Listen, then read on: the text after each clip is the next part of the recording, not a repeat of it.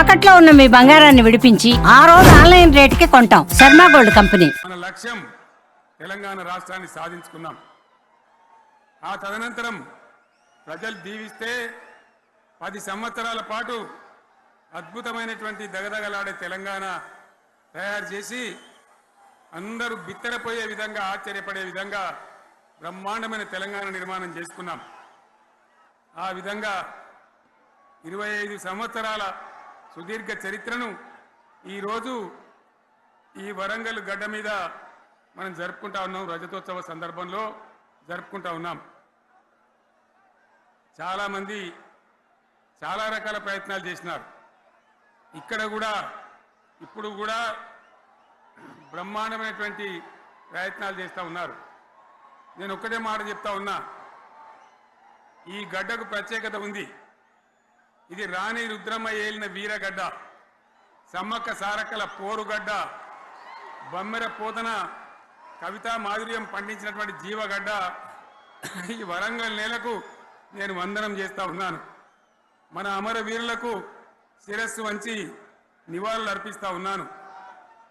1969లో మూగబోయిన తెలంగాణ నినాదానికి తిరిగి జీవం పోసింది ఈ గులాబీ జెండా అని మీ అందరికీ నేను మనవి చేస్తూ ఉన్నాను. ప్రజలు పరిపాలన అప్పగిస్తే విధ్వంసమైన తెలంగాణను వికాస పథంలో నడిపించింది ఈ తెలంగాణ. దానికి కూడా ఈనాటి కరెక్ట్గా 25 ఏళ్ళు నిండుతూ ఉన్నాయి. ఆనాడు కొండా లక్ష్మణ్ బాపూజీ గారు ఆశ్రయం ఇస్తే ఏప్రిల్ 27, 2001న జలదృశ్యంలో టీఆర్ఎస్ ఆవిర్భావం తెలంగాణ చరిత్రనే మలుపు తిప్పిన ఒక మహోజ్వల ఘట్టం. పదవుల కోసమో, కులం కోసమో, మతం కోసమో, వ్యక్తుల కోసమో పుట్టలేదు ఈ గులాబీ జెండా. ఇది తెలంగాణ రాష్ట్ర సాధన కోసం పుట్టింది. పదవీ త్యాగాలతోనే మన తెలంగాణ ప్రస్థానం ప్రారంభమయ్యింది. అది ఫలించి మన స్వంత రాష్ట్ర కళ కూడా నెరవేరిందని నేను మనవి చేస్తూ ఉన్నా.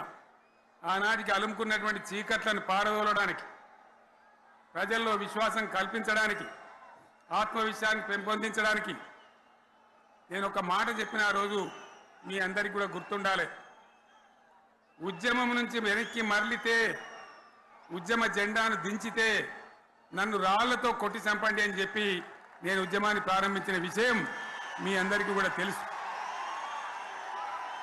ఆ తదనంతరం జరిగినటువంటి స్థానిక పంచాయతీ ఎన్నికల్లో, ఆ తదనంతరం జరిగినటువంటి సిద్దిపేట ఉప ఎన్నికలో ప్రజలు బ్రహ్మాండంగా ప్రాణం పోసి ఊపిరిలిదితే అద్భుతంగా ఉద్యమం ముందుకు పురోగమించిన విషయం మనకు తెలుసు.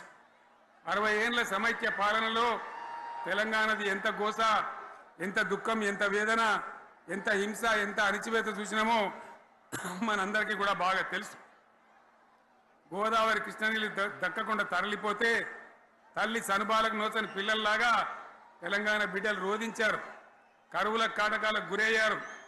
అర్ధరాత్రి కరెంట్లు పెట్టబోయి పాములు గుట్టి, తేలు గుట్టి చాలా భయంకరంగా అనాథల్లాగా చనిపోయినారు.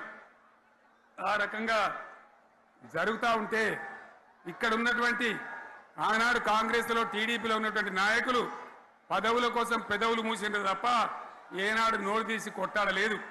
గులాబీ జెండా ఎగిరేదాకా కనీసం తెలంగాణ సోయిని కూడా ప్రదర్శించలేకపోయినారు.